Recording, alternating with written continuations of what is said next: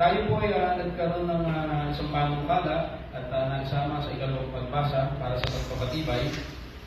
Ito po ay may kinalaman sa kahilingan sa Land Transportation Office na makapagtayo ng isang tanggapan dito sa ating bayan ng Marilao, lalawigan ng Bulacan.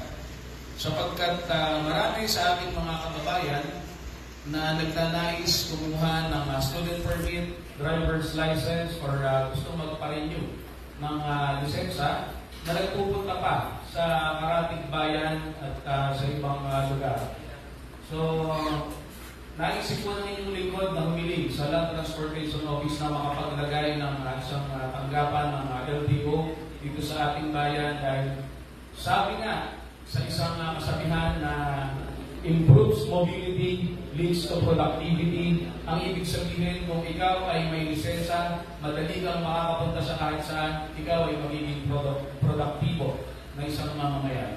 Kung kaya't ang inyong lingkod ay magalang na hinihiling na mapagtibay sa ikalawang pagbasa ang panukalang kapasahan na humihiling sa Land Transportation Office na makapagtayo ng District Office sa bayan ng Marilao, lalawigan ng Bulacan.